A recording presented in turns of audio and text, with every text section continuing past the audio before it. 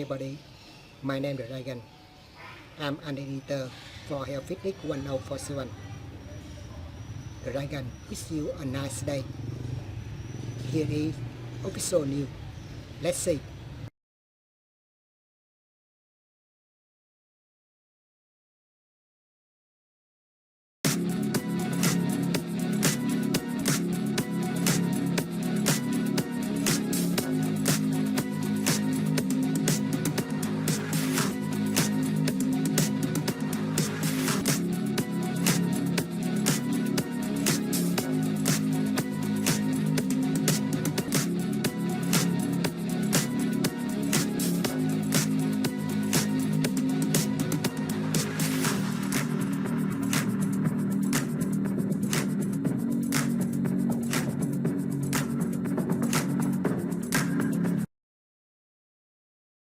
1. Is Mike Tyson vs. Jake Paul free on Netflix? To watch the Mike Tyson vs. Jake Paul fight on Friday, you will need a Netflix subscription.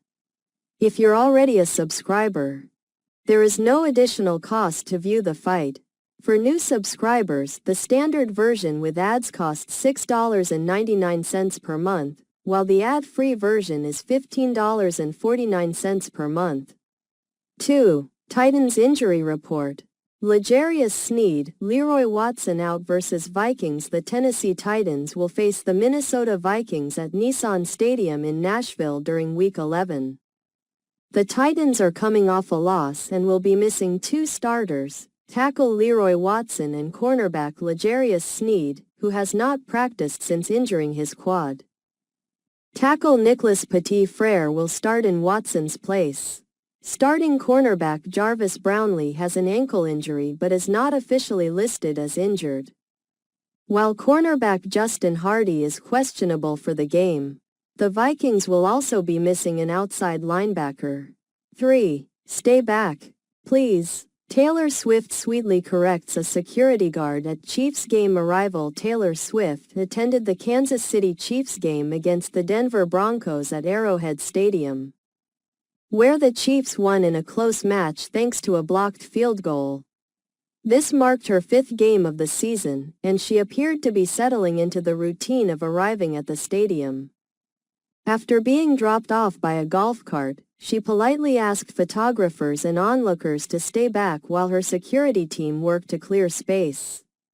4. What we know about NFL ref meeting with Taylor Swift before Broncos-Chiefs game. During the Kansas City Chiefs game against the Denver Broncos, rumors circulated on Twitter, X, that NFL referee Sarah Thomas met with Taylor Swift and FaceTimed her family before the game. This raised concerns since Swift is dating Chiefs tight end Travis Kelce, and Thomas was officiating the game. However, the story may have been exaggerated. It's important to note that while Thomas is technically a down judge, all officials are often referred to as referees. The rumors originated from a tweet by Landon Reinhardt of KSNT 27 News, a legitimate news station, but they did not publish a story on the alleged meeting. 5. Wisconsin DB Ricardo Hallman hasn't been tested much this season. Could that change versus number 1 Oregon? Wisconsin's Ricardo Hallman, a standout cornerback, faces a challenge in showcasing his skills due to opposing teams avoiding throwing in his direction. As a result, despite being one of the Badgers' top defensive players, his statistics are not reflective of his performance. Hallman, a 5'10", 195-pound redshirt junior, has recorded 9 tackles and 4 pass breakups but is only tested a few times each game. Oregon coach Dan Lanning noted that it makes strategic sense for offenses to avoid targeting a player who has previously made significant plays, such as Hallman, who had 7 interceptions last year.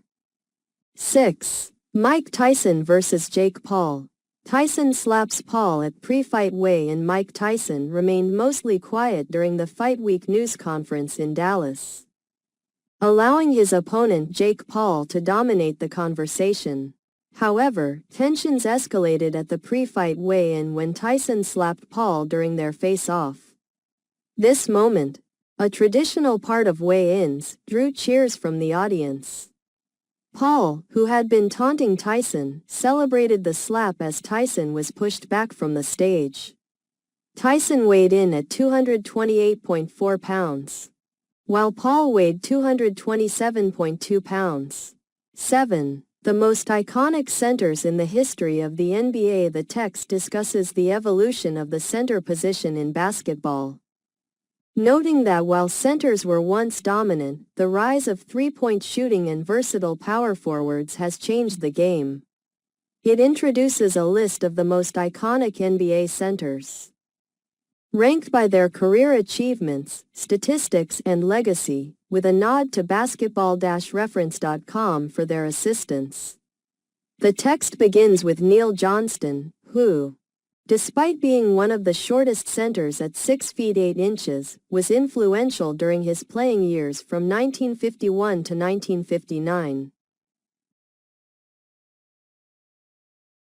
8. Blake Snell free agent rumors. Best fits for two-time Cy Young winner Blake Snell, a two-time Cy Young winner, is a free agent again after opting out of his contract with the San Francisco Giants just before the season began.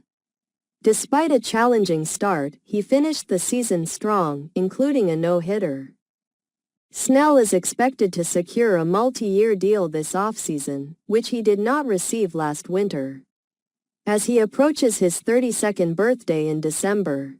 Potential teams for Snell include possible reunions with former teams.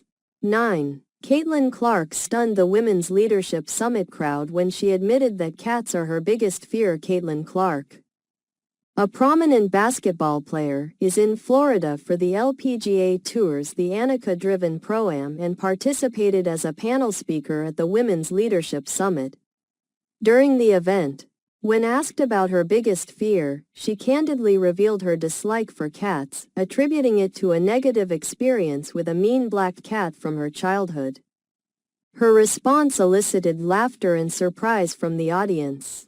Clark expressed her preference for dogs over cats, humorously acknowledging that her fear stems from being scarred by her past encounter. 10. Nuggets star Nikola Jokic and coach Mike Malone miss game against Pelicans for personal reasons. The Denver Nuggets played their NBA Cup opener against the New Orleans Pelicans without star center Nikola Jokic and head coach Mike Malone. Jokic was absent for personal reasons, while Malone stayed behind to support his daughter at a high school volleyball playoff match. Lead assistant David Adelman stepped in as coach for the game. 11.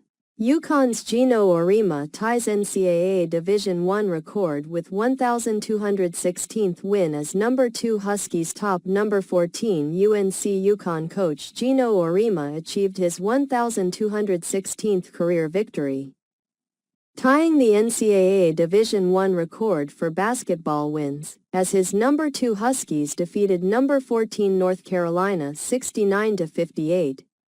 At 70 years old and in his 40th season at UConn, Auriemma matched the record set by Stanford's Tara Vanderveer, who retired last season.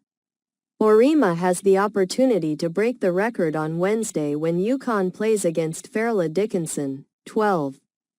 Bird, Fowles, Pondexter, Beard headline Women's Basketball Hall of Fame Class of 2025. The Women's Basketball Hall of Fame Class of 2025, announced on Friday, features notable WNBA players Sue Bird, Sylvia Fowles, Cappie Pondexter, and Alana Beard. Also being inducted are longtime Union University coach Mark Campbell, Lucille Kaivalos, who achieved success with Westchester College and Queens College, and Women's Basketball Coaches Association Executive Director Danielle Donahue. The induction ceremony is scheduled for June 14.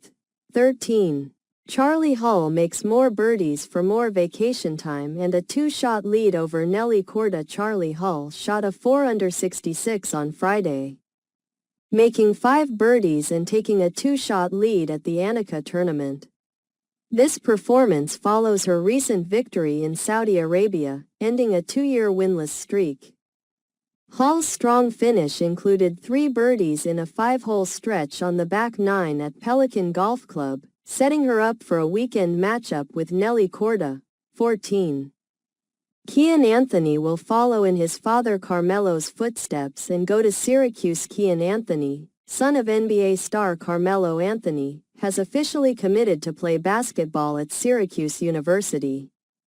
The highly regarded 6'5" shooting guard from Long Island Lutheran High School made his decision public on Friday, 2 years after receiving a scholarship offer from the Orange.